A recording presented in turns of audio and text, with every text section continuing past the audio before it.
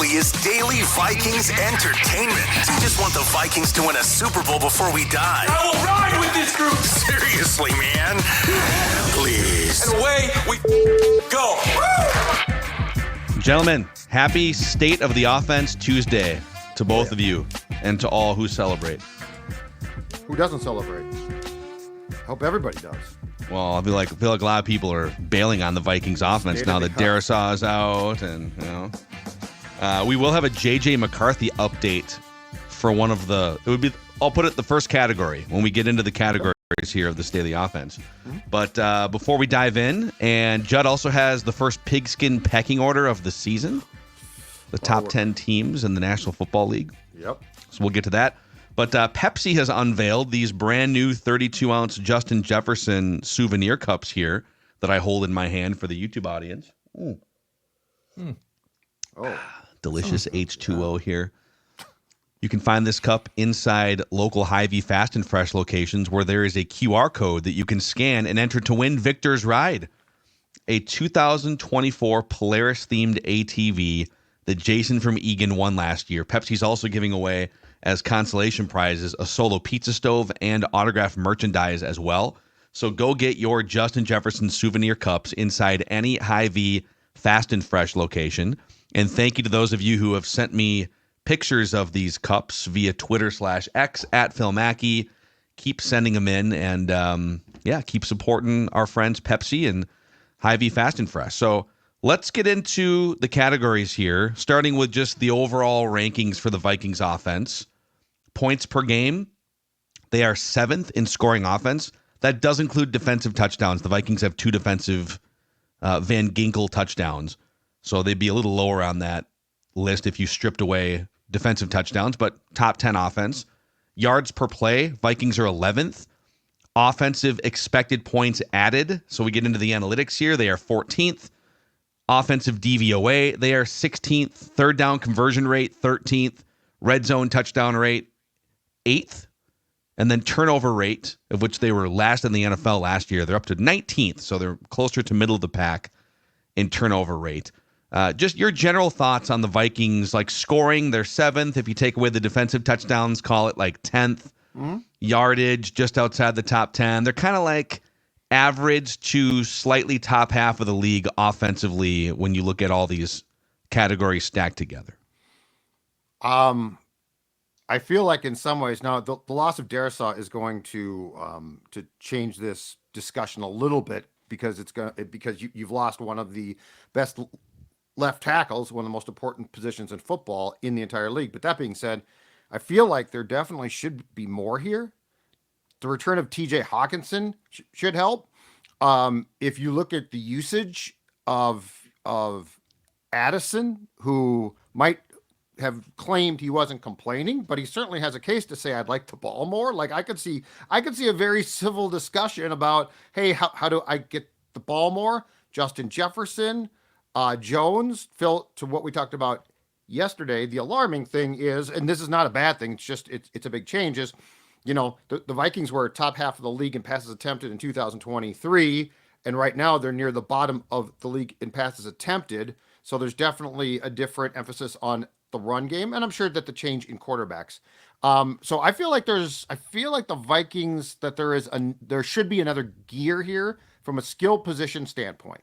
That's how I feel. I feel like they shouldn't be done yet. You were, with Darnold and with Jones, you're working in some new things. So my hope for the second half would be that the attack becomes more dangerous. And right now, it's not terrible. That's my opinion. I'm curious where the Hawkinson layer kind of gives this team like new life with this offense. So obviously, Jefferson's been great. Yes, Jordan Addison probably should be targeted more. Aaron Jones has just breathed life into the offense where they can now run the ball effectively. But what does TJ Hawkinson do to this offense? Does this make life easier in the intermediate? Does this make life easier with just getting the ball out quickly? Like when I saw what Stafford did with the Rams on Thursday Night Football with a completely depleted offensive line, and now the Vikings lose their biggest block in Christian Darrisaw, do they change things up? Do they go to a lot quicker drops, a lot quicker outs just to get the ball out quicker, to get the get the football in playmakers' hands. I think the TJ Hawkinson layer is what I'm just curious on. And look, the Colts aren't great, so I don't know if it's just a one-game barometer. We're gonna see this awesome, brand new kick-ass offense. But I am curious what TJ Hawkinson I think brings to this offense, because I think he's gonna breathe some life into it. I mean, I'll tell you what he brings. He brings a hell of a lot more than Johnny Munt in the 20 targets. Johnny Munt is the 4th most targeted receiver in this offense so far. He's averaging 6.5 yards per reception. It's incredible. They'd be better off handing the ball, almost better off handing the ball to Aaron Jones in place of Johnny Munt targets. The most alarming stat I found as I sifted through them yesterday was this. And yes, it's in 2 fewer games, but I'll say this slowly because it's hard to comprehend. Jordan Addison, Jalen Naylor, and Johnny Munt all have 14 receptions. Yeah. Now the Naylor thing, okay, but Johnny Munt has as many receptions as Jordan Addison does. And I know it's 7 games to 5, but still. And if you want to go, so yards per target tells an even better story, because that's we're trying to throw the ball to you, and whether it's caught or not, let's take the total yardage that you've accumulated on a per target basis. Sure. At least when you throw the ball to Jordan Addison, Jalen Naylor, Justin Jefferson, those guys are averaging like 11, 12 yards per target, all 3 of them. Johnny Munt, who it's not his fault, like he's being asked to step into this essentially pass-catching tight end role that he was never meant to be in, and he's averaging 4.7 yards per target this season. Again, Aaron Jones is averaging 4.8 yards per rush attempt. So I amend my statement from a minute ago. You would literally be better off handing the ball off to Aaron Jones than targeting Johnny Munt on a pass attempt mathematically. And TJ Hawkinson will step in and instantly double that number, even coming off of like a year's worth of rust. Yep. So, okay, first category, JJ McCarthy update. Albert Breer from SI.com had this to write in his, whatever they're calling, like the old Peter King Monday. Is it Monday Morning Quarterback? Did we just rip it? Okay. Yeah, I think they just kept the name. Mm-hmm.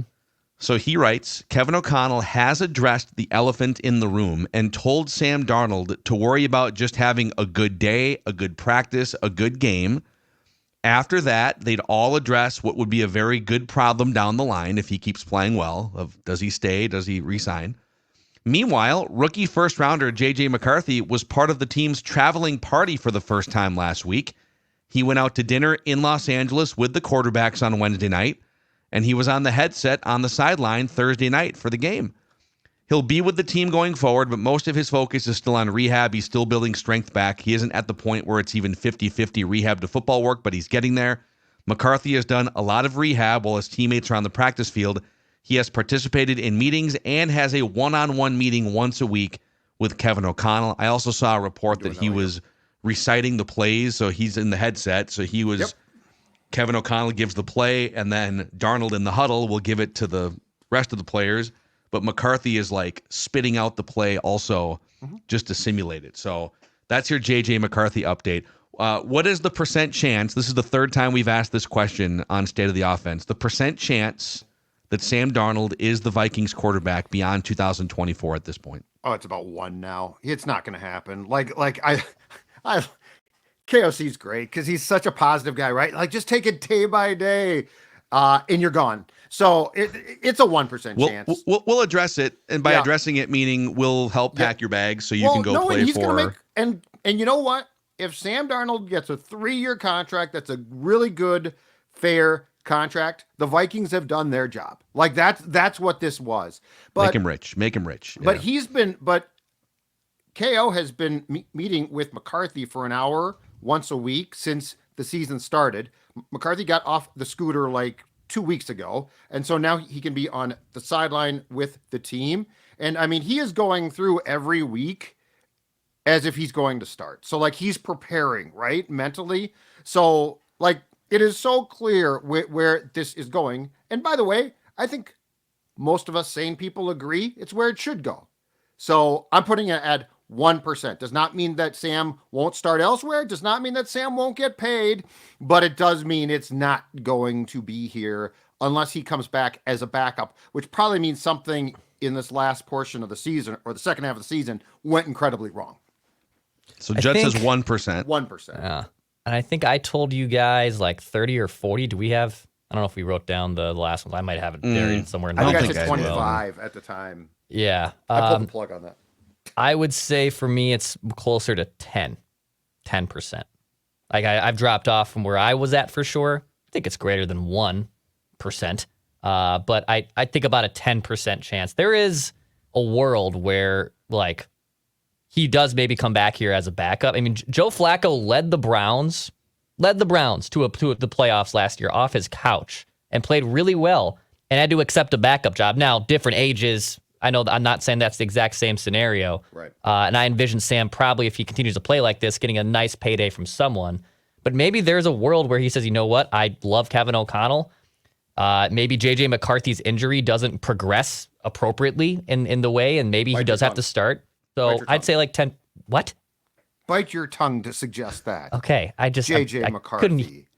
10% chance. Judd, you're cutting in. Well, it's hard to hear you when you're just cutting in quickly like that, I think. Bite your tongue. I apologize. I'm just so. Judd, is that cup 7 of coffee today, or It's what's four. going on It's over there? four. Four Cup now? four We're on coffee. 4? Cup 4 coffee. Ladies and Just gentlemen. ready to go. Oh, man. Just Judd, 4 cups of coffee, a couple 5-hour energy drinks. Let's Oh, no, I do not do 5-hour energy. No. I don't think I've ever done one. No. They're not good. Oh, Not a big fan. Wait a second. Not a big fan. You scoff at a 5-hour energy, but you'll drink 4 cups of coffee before 10:30 a.m. on a Tuesday? I just enjoy the coffee. Okay, but you acted like you're like afraid of 5-hour energy or. No, I enjoy the coffee itself. Like the caffeine is a nice bump to my day, but I'm enjoying the coffee. I actually don't go into the coffee like with You're my not heart seeking set the caffeine. on the caffeine. Got it. I'm not addicted, okay? I'm not addicted. I'm fine. This isn't intervention. I'm not addicted. I'm just fine. Everything's fine. I'm gonna opposite Price is Right, you guys. It's 0. It's a 0%. I know Judd put the 1% out there. I think first of all, the Vikings are elevating Darnold much more than Darnold is elevating the Vikings. And Darnold has the 4th best passer rating. We'll get into all the state of Sam Darnold, but I think you've seen enough. If your decision, because he's a free agent, so like if he continues forward with a 100-something passer rating, and now there's a free market where at least 4 other teams, maybe even more, are going to have interest in him at $30, $40, $45 million a year. If it was Sam Darnold for $10 million again, oh, awesome, cool, like 50% chance or more, and then maybe he can slide back into a backup role. But he's going to be a starter for someone, and it's going to cost a lot more than $10 million. And I have no interest getting back into the non-elite quarterback making a lot of money game that the Vikings were playing for 6 years. So you have to really, even if because they've got some lighter games on the schedule, there's a really good chance December, January rolls around, the Vikings have 11 wins, 12 wins, Darnold 100 passer rating, and you're going to have to resist the temptation to pour money into someone. It's a little bit like the Daniel Jones situation, first year with Brian Daboll, although I think Darnold is far more talented and competent than Daniel Jones is. Watching him again last night, dude. But the Giants created this version of Daniel Jones a couple years ago with offensive play calling and scheme and everything. And then they're like, you know what? We got Daniel Jones. Let's give him $40 million. And now everyone's going to get fired because they gave that guy $40 million and they had to let Saquon walk and some other players. So right now it's a 0%. Now, if JJ McCarthy, going to dinner in Jacksonville, twists his ankle or something, maybe he tears his ACL getting off the bus, then we can have a different discussion. But I think, their group, JJ is literally being prepped right now, week 8, week 9, to be the starting quarterback next year. One-on-one meetings, spit out the play on the sideline, all that stuff. And the Vikings, to their credit, without basically coming in and saying that Darnold is not going to be back, Kevin O'Connell has done nothing to deceive us about this. When McCarthy went out, he went to a microphone, O'Connell did, and literally said, we have found our quarterback of the future. So none of this should be like, well, the Vikings should be careful. I don't know what they're doing. They have telegraphed this. And quite frankly, when you draft for the first time in franchise history, when you draft a quarterback top 10, this needs to be the plan. Like, this is the correct plan. Yeah, don't get cold feet and quarterback beer goggles now. Like, you set the Right. plan in motion last spring or whatever. And okay, so category number 2 is the state of Sam Darnold. So we'll get into some Darnold specific things. And every week we give you where he ranks among all the other starting quarterbacks in some key categories. Traditional passer rating, he's 4th. QBR, which is more of an analytical spin, contextual spin on passer rating, he's 14th. Expected points added, he's 9th. Yards per attempt, he's 4th. PFF grade, he is 16th. And big time throw percentage, he's 5th. So depending on like the analytical scouting, like PFF and QBR, he's kind of middle of the pack, but top 15. And then back of the football card, passer rating and yards per attempt, more the traditional numbers, he is top 5. The good, I'll give you guys a couple more nuggets and then jump in here. But I would say just like big picture, the good, easily his best season in the NFL to this point. Deep passes, which we talked about last week, he's awesome. He has the second most deep completions in the NFL, 20 yards or more in the air. When blitzed, he's awesome. 70% completions, third most yards per attempt, 0 interceptions when blitzed. A lot of that is also coaching. Hey, if this guy comes, here's your hot. Here's your answer. I mean, Kevin O'Connell is all about giving answers to the test. If you see this look, if that guy is coming, that guy bails, whatever, here's your answer. On the bad side, he takes way too many bad sacks. He has one of the worst pressure to sack rates in the NFL.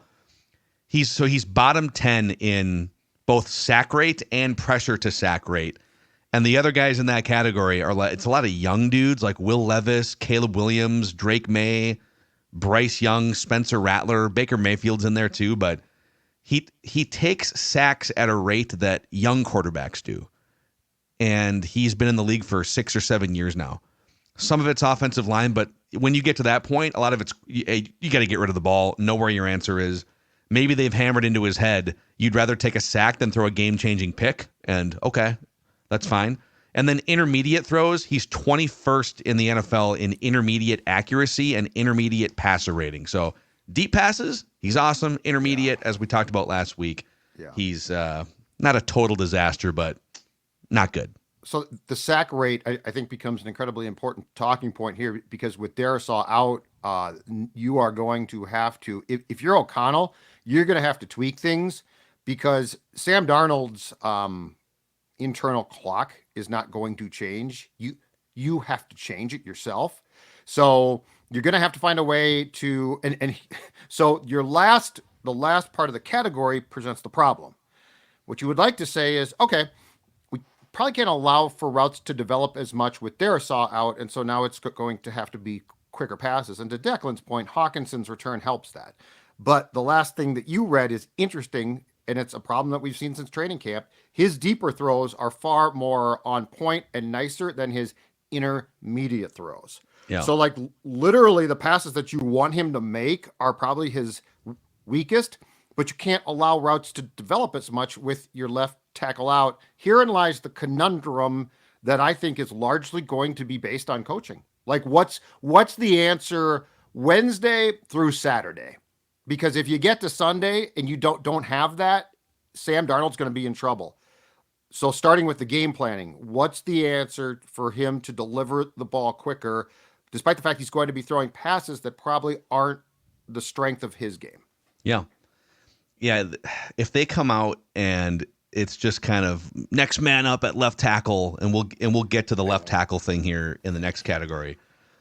There's got to be some sort of a tweak. I mean, look at the Rams. The Rams said, all right, guys, we got a rookie center. We got a rookie undrafted left guard. And before last week, they had no Puka Nacua, no Cooper Kupp. How can we make the adjustment? And it felt like the ball was out. The ball was out for the Rams. Real, like the first quarter, too, it was just the quick game was very noticeable. What does the quick game look like? And yes, TJ Hawkinson is going to have a much better chance of being effective in that intermediate range than Johnny Munt. So he should definitely help there. But yeah, I mean, I think for these first two categories, if you were to have told us going back to when they signed Darnold for $10 million and going back to some of the training camp practices, we're just going to fast forward to the middle of the season. The Vikings are going to be 5-2. They're going to have mostly like the 10th to 15th best offense based on various categories. And Sam Darnold is going to have the best 7-game stretch of his entire career where he is either top 5 or top 15 in most meaningful categories. Take it or leave it. I think all of us would have said, sounds great. I'd rather have this than, because door number 2 for Sam Darnold, we've seen that in Carolina at times. You saw it in New York with the Jets. It was not very pretty. And I think we can all agree that there is a definite ceiling here without saying that is a direct rip. Like when I say I think we have seen what he can do, I don't mean that as I was expecting that this would just continue and he was going to go on to this great career. Like the Vikings are milking the most, and this again is why you're going to switch to McCarthy. The Vikings are milking the most they can from a guy who has talent, but also has a lot of flaws. Yep. It doesn't have to be hate. It's just, it's actually this whole season's been a huge compliment to him because he has resurrected his career, and someone's going to give him at least like a 2-year contract to start for them, based on what we've seen so far. The Rams. I just don't want it to be perfect. the Vikings. Like the Rams just seem, especially if Stafford like hangs it up. Like the Rams seem ideal for him to be the bridge guy, as they also probably draft someone in the late first round or maybe even early in the first round. I don't know, but it seems like that would be the perfect scenario for him. Sean McVay, he probably same type of concepts, can still even get a bigger payday down the road. It feels like a really good marriage between those two. I think the most important question with Sam Darnold starting in 2025 is what does he make? Because part of the reason why I personally am like, well, this is absolutely fine. He's making almost nothing. Mm-hmm. Like if they had paid him 30 mil, I'd be like, oh boy, you thought you were going to get more, right? And for 10 million, I'm fine with it. I'm absolutely fine with it. That's the difference between Kirk has to be a star and Darnold is okay. Which goes back to Phil's point for like 3 years, which was if Kirk came in and took a pay cut, you'd be like, oh, this is awesome. Dude, it's funny you brought that up. Literally right when we clicked record on this episode, I had a random guy on Twitter here on a Tuesday, but it is funny how people still don't understand, like, yeah, the Falcons are playing really well and Kirk is having a nice season. The Vikings won. Like the Vikings have already shown there's life after they've tapped into upside in a window here the next 3 years. But Ryan Smithson chimes in and says, "Hey, how are the Falcons doing, Baldy?" Well, they're almost as high in the standings as now. I know they're winning their crappy division, but the Vikings have a better record. If you want to go even further, like Sam Darnold ranks higher in most offensive categories, and the Vikings have a wide open window to get into a rookie scale contract quarterback with a huge upside starting in 2025. And they've got a badass defense that has slipped a little bit the last couple weeks, but you don't get to bring all those players in if you don't make the move to JJ McCarthy and Sam Darnold. And it's worked out very well for both teams, by the way. The Falcons needed a professional who could throw the ball accurately to Kyle Pitts and Drake London and just keep the chains moving. And so both teams have made out very, very well going back the last 6 months. And just as a point of reference on Darnold's contract, like let's say he's making 30 million instead of 10. And let's say for every additional 10, you have to take away a player who is contributing to you right now. Mm-hmm. So let's say he's at 30, no Van Ginkel. That hurts. No Cashman, Grenard, one of those two. Like that's the thing about it is if I was to go to the Vikings and say, Darnold's going to make more, but I'm going to hand pluck a couple of your most important acquisitions. Now you're like, hold on a second. That's not good. Yeah. So like that is the conversation is what am I costing myself by paying a non-elite quarterback X amount as opposed to a bargain bin guy who, by the way, might get rich after this. Good for him. Good for O'Connell. but now you revert back to a rookie QB contract, which is what we have been begging for on this show for how long? And the beauty is if you just stay the course with that rookie scale contract, Kirk's dead cap comes off the books after this year. Darnold's $10 million comes out. I think there's like $5 million in Darnold void money, but the Vikings will have one of the lowest quarterback cap numbers in the league. Even more money opens up to sign defensive tackle, whoever it may be. Dex, what's happening on Underdog right now before we get to the rest of state of the offense and Judd's pecking order? Yeah, so I finally got it off. I finally was able to get back in the win column here on Underdog last night. It was literally riding out to the last possible play when I kept saying, Daniel Jones, please keep throwing the football. And lo and behold, he seals it with an interception. I get a nice little payout on Underdog. I'm screaming at the TV in a positive way. I'm celebrating as I'm scaring the dog at 10:30 on a Monday night football game. So Dex Tweets can get a win on Underdog. Promo code SCORE. Still gets you a 50% deposit match. Again, you can do new fantasy football leagues every week at Underdog, and plus NBA, NHL, World Series. There's cross-sport entries. You can do a bunch of different stuff. Go to Underdog, promo code SCORE. Judd, tell the audience about Stoked as well. Absolutely. Grill Masters, I am speaking to you. Stoked Barbecue Pellets, a company based and opened right here, operated in our great state. Stoked is the premium pellet that cooks anything you throw on the grill or smoker to delicious perfection. You can find Stoked at all 22 Fratelloni's hardware and garden stores. Perfect for pellet grills, pellet smokers, and all types of grills. Find Stoked Barbecue Pellets, 50-count fire starter buckets, 4-count fire starter bags. And how about this little Danny, the barbecue caddy? That's right, the barbecue look at caddy this thing. comes with you anywhere. Is that a look at that. paper You towel got the holder? paper towels right there. Everything that you could possibly want. Because you know what? Stoked is prepared to help you with your grilling experience. Again, find their products at all 22 Fratelloni's hardware and garden stores, or visit their website, stokedbbq.com. That's stokedbbq.com. Don't go with the big guys, go with Stoked. And I'm telling you, these barbecue caddies are going to come in handy when you're grilling. Love that. Love that. Hey, KS Drywall is here supporting us and helping to make this a daily Viking show as well, providing full drywall and plaster repair and popcorn ceiling texture removal as well, plus interior painting services. KS Drywall services the greater Twin Cities metro and Wisconsin, western Wisconsin areas. And it doesn't matter if it's a new construction or if it's a small emergency repair. No job is too big or too small for KS Drywall.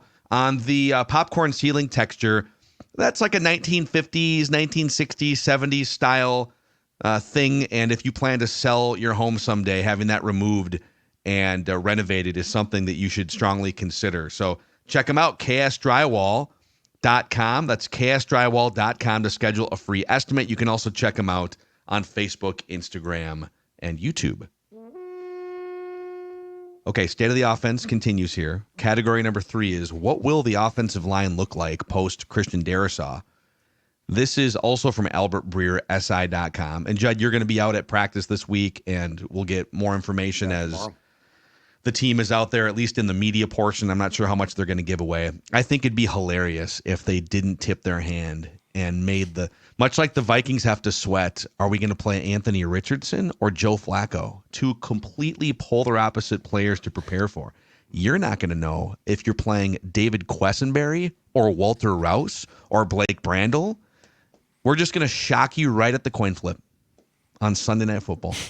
Oh, the Colts are Shane Steichen shaking his boots. Yeah, maybe it's, I don't know, maybe it's Brian O'Neill moving from right to left. You're not going to know until the ball is kicked off in the air. I will say this. The media is able to observe at this time of year stretching in individual drills, and then they go into team drills, and we are booted. So there is a very good chance, unless O'Connell talks about it, there's a very good chance that we will not know the identity of the left tackle. FYI, here on the studio front, I believe we have a power outage. Now we have backup generators going, but if I disappear, that's why.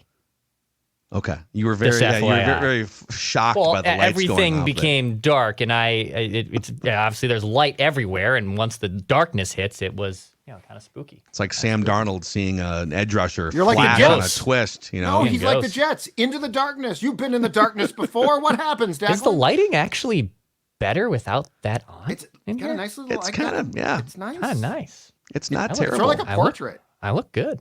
Yeah, you do. It's sort of like a painting. Like if I was to hang a painting of Declan on my wall, It's right back kind of here. like it's like a grayscale kind of a thing Yeah. going on here. Go like this, Dex. Just go like the old thing.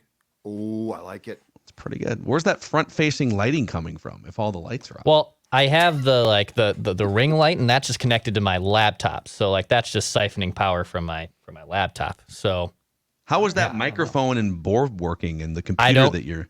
I think we have generators, right? I think we have backup generators. Yeah, so I but think you those think are that would have probably shut on. off for a minute, you know? Yeah, I don't know. I can hear commotion out in the hallways. So yeah, I'm sure this is going over really well in the entire building. I hope the building's okay. I hope there's nothing like alarms are going to start sounding or something. Yeah, Dex. you can't kill Purple Daily, though. We're still rocking this recording right now. So Albert Breer, SI.com, said this about the Vikings offensive line situation. Darrisaw is 25 years old. It's fair to think he'll be able to return to form next year. So it's not like there's a long-term issue here that calls for the Vikings to do something drastic. But bringing in an experienced veteran tackle like DJ Humphries, he's coming off the torn ACL from last December, right? He's the longtime Cardinals tackle, right? David Bakhtiari or Charles Leno Jr. might make some sense.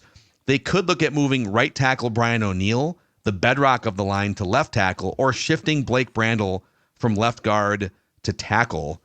I think, like, if it were me, I would start with who is the best left tackle, and then I would fill in guard and other things from there. And if you look on the roster right now, there's like 4 candidates to play left tackle, ranging from likely to probably not. But Quessenberry, he's 34 years old at this point. He finished out the game against the Rams on Thursday. He's played 700 career snaps at left tackle, most of them coming in 2020, the pandemic year, when he was 29 years old. PFF didn't love him at really any stop at left tackle. Blake Brandel, who's the starting left guard, and he's been rock solid at left guard. So he's played about 300 career snaps at left tackle, most of them in 2022 when Darrisaw got hurt for a few games. PFF didn't love him at left tackle either, but he did play his entire 4-year career at Oregon State at left tackle. Brian O'Neill, it's been 7 years since he played left tackle at Pitt, and he's the best right tackler, one of them in the league. And then I would put Walter Rouse in the mix as a long shot, 6th-round rookie, 5-year left tackle at Stanford in Oklahoma. He allowed just 6 pressures his senior year at OU before the Vikings drafted him. What do you guys think they do? I think they move Brandel to left tackle. It coincides, of course, with the activation, I would guess, of Reisner, and Reisner goes back to left guard. Yeah, Which now cuts off the possibility, of course, of Reisner replacing. I'm drawing a blank. Ed Ingram. Ed Ingram. I drew a complete blank on his name. Good God. Anyway, Judd's power just went out, and it looks like. yeah, actually. exactly. In my brain. My goodness gracious. But it cuts that possibility off. But that being said, too, Reisner has basically said, I've never played right guard. So I don't know if that was a great idea or not. I think it makes a lot more sense to put Brandel, who's played left tackle extensively, there. Quessenberry, I think, is a jag. He is a nice guy to have as a backup, but that is purely his role. I don't see him becoming a starter. Rouse is probably still a year away at least. So I think for the short term, the solution is probably that. Is it perfect? Absolutely not. It does coincide nicely, though, with the return of Reisner to at least make it somewhat smooth. But, the problem is no one's going to replace Darrisaw. Like, he's just one of the best, which is a credit to Spielman for drafting him. So I think that's trying to make the best of what is probably going to be a bad or tough situation. Yeah, I would still think a free agent depth guy gets signed in here. I know Dukes threw out he threw out DJ Humphries, correct, on our scoop session. Yep, he did. David Bakhtiari, which would be hilarious, but I don't know what his status is. I mean, he claims he still has football left in him, but he's played 5 games in the last 3 years or something, which is also strange. So I feel like a depth move could be added just to provide something. But in general, yeah, I don't know. I think you're going to see what sticks. I think on Sunday is going to be your first measuring stick of, all right, does this new combination of whether it's still Quessenberry in there at tackle or, Brandel shifting over, I think they're going to play a little bit trial by fire, but I think the Colts game will give him a pretty good indication of what's working, what's not. So I would not trade a draft pick for a left tackle by any means, because you only have 3 draft picks, 2 fifths and a first. Like, that is not, to Brewer's point, that is not a long-term issue. So I'd either sign a DJ Humphries. Bakhtiari sounds fun, but he hasn't played. I would not give up draft capital to fix that problem. I would just go with solutions that you can spend money on or elevate internally. Phil, do you have available to you how much the Vikings have been in 12 personnel this season? Wow, dude. Because I do have a thought about how you can help that side. And of course that is 1 running back, 2 tight ends, 2 receivers instead of 3, which, by the way, in my opinion, is not the end of the world. But I'm curious how much they've been in 12, because I could see a case for them with Hawkinson back to use 12 a lot and have Oliver help out in a blocking role. So let me see here. All right, Sumer Sports has some of this. I'm just trying to see. I don't know if I have like the year over year. The Vikings have been in 12 personnel. It looks like 20% of plays, which is pretty high. That's a pretty high percentage. It's like top half of the league. They love to run 2 tight end sets without your starting tight end, by the way. It's like, It's not the most optimal. They're probably going to ramp that up, but the fact that they were still running 2 tight end sets, 1 in every 5 plays, with Johnny Munt being out there so much. Yeah, that's interesting. And then, the fourth category before Judd's first pigskin pecking order of the season here. It's kind of a quick hitting one, but it's game flow. They had some chances to come back, win that game. They obviously had the ball in the end zone and they didn't call the face mask. It would have been a long shot to go all the way down and score a touchdown and convert the 2-point conversion. But does the date November 5th, 2023 mean anything to you guys? November 5th, 2023. When Kirk got hurt? Close. That was October. And I looked it up a couple of days ago. That was like October 20-something, 2003. Oh, 2003. I think you said 23. I'm sorry. I did say 23. Yeah, no, 2023. 2023. It does not. It's escaping me. But of course, I could not recall the name. What's the name of the Vikings right guard? Yeah, Ed Ingram. Good God. That would be November 5th, 2023. The last time the Vikings won a game when trailing in the fourth quarter. Oh. So they have gone a full calendar year, a full year's worth of football games, if they don't do it against the Colts on Sunday, without winning a game via fourth quarter comeback. The Pastronaut game against the Falcons, Josh Dobbs, is the last time they won a game when trailing in the fourth quarter. And they had plenty of opportunities with all the backup quarterbacks second half of last year. They've been leading the first 5 weeks of this year. They were just out in front for 3 hours, and they didn't really have any chances to. But the last couple weeks with Lions, that was back and forth. And then with the Rams, I guess my question here is, Sam Darnold hasn't done it since 2019, December of 2019. Are the Vikings even built? It feels like game flow wise, there's one way for the Vikings to win. And they're pretty good at it. Get out in front, barrage the opposing team, lean on the crowd noise, lean on your pass rush and the Brian Flores defense. But if it gets flipped and you're down by 10 or you need a touchdown drive, down by 5, down by 7 in the fourth quarter, they just haven't been able to do it in 12 months. Does that worry you? Not particularly, and here's why. Because I feel like once Kirk got hurt, it became such a game of musical chairs quarterback that I don't put a lot of credence on the second half. And they got hot. If I'm not mistaken, that Falcons win fed into 2 more wins, and the Pastronaut mania took off. But the reality was you went Dobbs, Hall, Dobbs, Mullins, Hall. So I don't put a lot of stock into what transpired in the from November on last year. This year, to your point, you led the Detroit game. I'll go back to it. That Detroit team is damn good. And so do I make a grand judgment? No. The Rams game, I think you played such a poor game that I don't put a lot of like one thing. I think that was multiple things. Your stat about Darnold is, and we do have to factor in he didn't play a lot, but it is alarming to a certain degree. But I look at this offense and think, okay, if you're down by 10, can you come back? You should. Like, you've got the components to. So, no, I don't look at it like as a year's worth of sample size because of the fact that I think a lot of it was colored in by things that were out of your control. And I'm not sure that I expected it to become a regular thing for like Mullins or Dobbs to lead comebacks. So, no, I don't.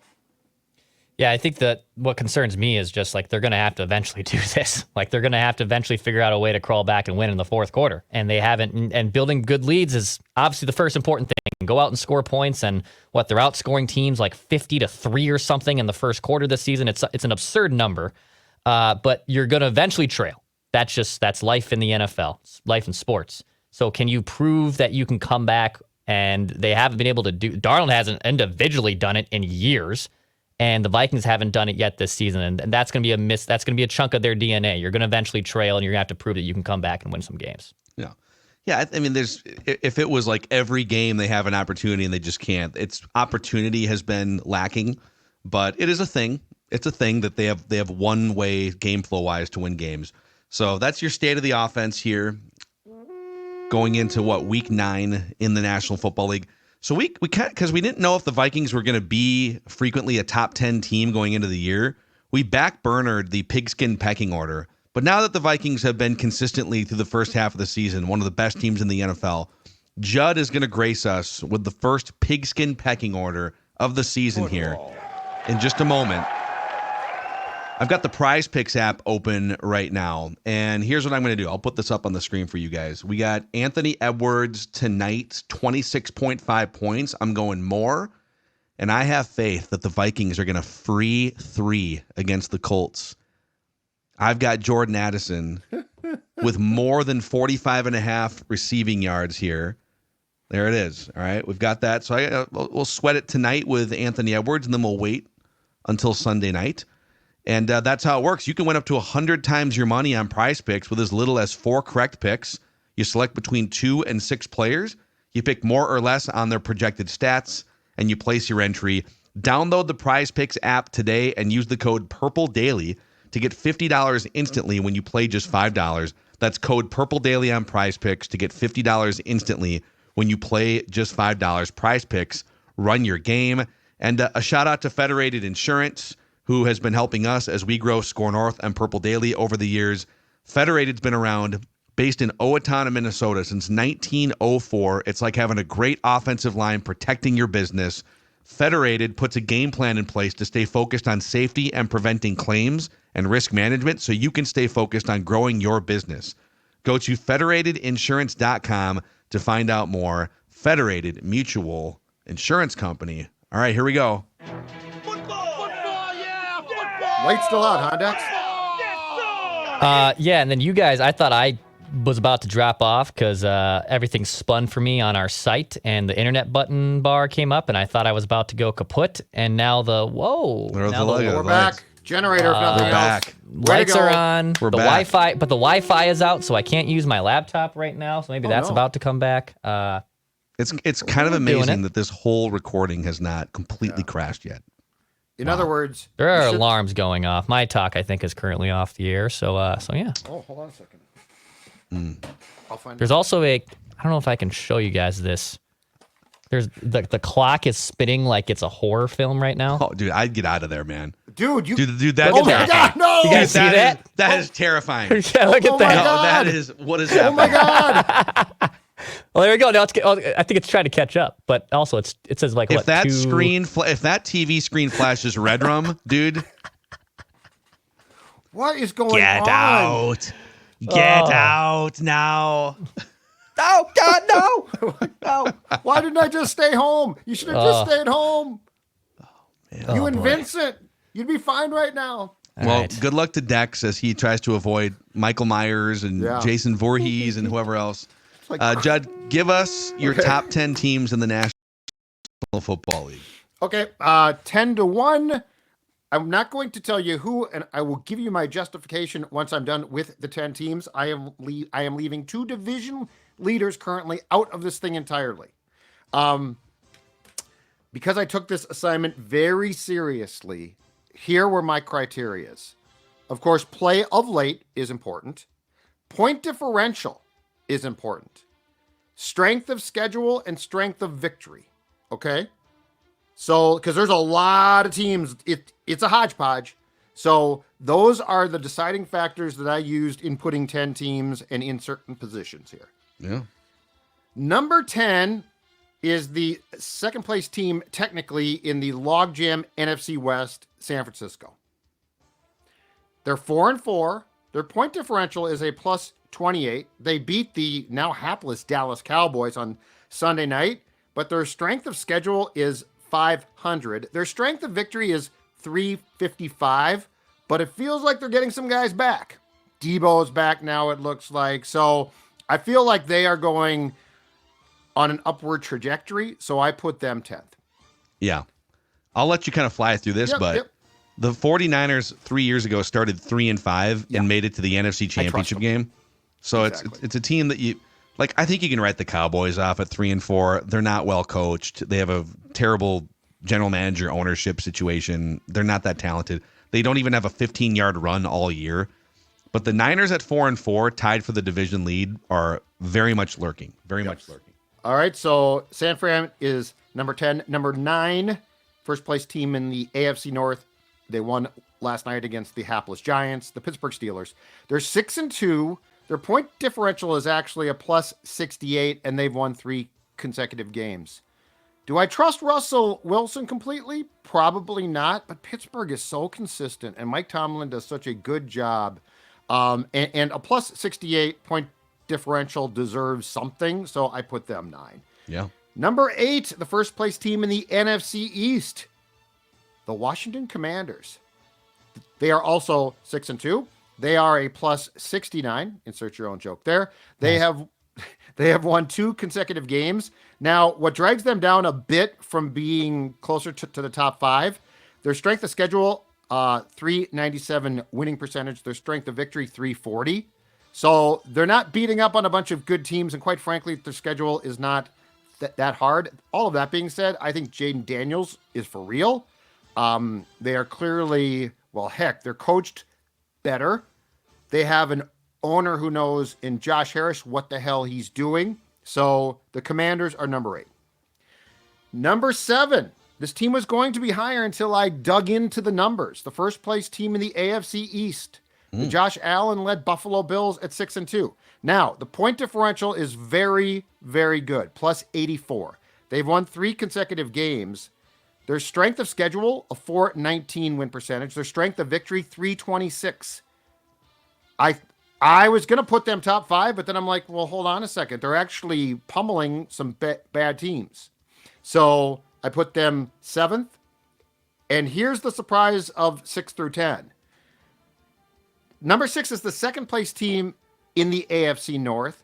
Wow. The Baltimore Ravens. Okay. Now I know that they lost to Cleveland, but hear me out. 5-3. Oh, I thought it was a surprise that you had them that low. I know they lost to Cleveland, but some people say they're still a top 3 team. Point differential plus 33. What gets them a lot of praise though is this: strength of schedule 532, strength of victory 564. Mm-hmm. I put them 6. Yeah, I mean, I think legitimately, I know that's a bad loss to the Browns. I think legitimately the Ravens are one of the 4 or 5 best teams in the league. You're punishing them for 3 losses, and I don't disagree with you, but the Ravens are going to be there, man. Like they're not just going to like sneak in. Absolutely. All right, my 5th place or 5th team, first place in the AFC South, Houston Texans, 6-2. Only a plus 9 point differential. They did win on Sunday. 532 strength of schedule, 468 strength of victory.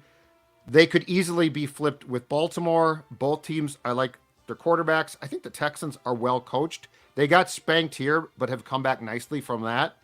So I put them number 5. Did I get duped by a fake account Or did Stephon Diggs get hurt? No, he got hurt. No, he got hurt. He's not playing tomorrow Non-contact. or on Thursday. They play Okay, Thursday so Night there's Football this some week. concern about his Season. I there's some think. like season concern about his okay. Yeah, he went in that game against the Colts on Sunday. He went to the ground, the turf. He didn't get hit, Yeah. and he didn't get up. Yeah, that's a problem. It's a definite concern. For them. It's a problem. It's a definite concern. All right, so the Texans are 5. Number 4. From the NFC North. The second place team, the Green Bay Packers. The Green Bay Packers. 6-2 plus 46-point differential. They have won 4 consecutive games since they lost to the Vikings. Strength of schedule, 500. Strength of victory, 435. So the Packers are number 4. Wow. That's because number 3 are still your Minnesota Vikings. Hear me out here. 5-2. Yes, it feels bad. They've lost 2 consecutive games. Yes, they've lost their left tackle. Every team goes through something like this. But the strength of schedule for the Vikings, what they've gotten through in 7 games, 537. Yeah. Well, if only there was someone on the show who's been trying to tell everyone that for the last 7 days while you all panic and freak out and fire KOC and Flores. Strength of victory? This is the most important, is 500. So, yeah, I probably should have had the Ravens 5 and the Texans 4, but the Vikings have played 7 games for the most part against very good teams. Yeah. And they're 5-2. So, yeah. So, I put them 3. They beat the Packers, which has to count for something. So, I gave thought to putting the Packers 3, the Vikings 4, but ultimately, for at least this week, I'm putting the Vikings 3. 2 is the Chiefs. Yes, they're the only undefeated team. And yes, they are a plus 50 in point differential. Strength of schedule, 455. Obviously, strength of victory is the exact same because they are 7-0. And then number 1, the Detroit Lions, 6-1. Get this, point differential plus 100 right now. It's ridiculous. They've won 5 consecutive games. Strength of schedule, 462. Strength of victory, 455. So I go Lions, Chiefs, Vikings, Packers, Texans. And then 6 through 10 are Ravens, Bills, Commanders, Steelers, and 49ers. The Falcons. Wow, the disrespect. The Falcons are out, and the Cardinals, who technically are in first place via tiebreakers, are also left out. The Bears probably were knocking on the door if they had just played a little defense on a Hail Mary, you know. Absolutely. By the way, the Broncos are 5-3 with a great defense. Chargers, great defense. I thought about them too. The Cardinals, point differential, minus 27. Crazy. You're not getting into my top 10 No. at minus 27. No, not with that. That's point not differential. fluky. That's just not good. So there it is. The pigskin pecking order is back. Football. On Purple Daily. Daily Vikings entertainment here. Power optional. Ghost. You look better. Hunters. Lights out. You did. I know. I think I might turn them off going You look forward. better with the lights out, and there's no debating it. Yeah. There's a bunch, by the way. There's a lot of scrambling going on in this building right now. I had an engineer had to run in here to grab a key, frantic. My talk's been off the air for probably 10 minutes. Oh, So, man. Dude, panic city. Fun times. But you can't kill Score North. You can't kill Purple Daily. It's like Michael Myers. He just stands back up. We just keep coming at you with we right, just want Laurie the Strode. Vikings to win a Super Bowl before Michael at Myers ya. kills us. Ah!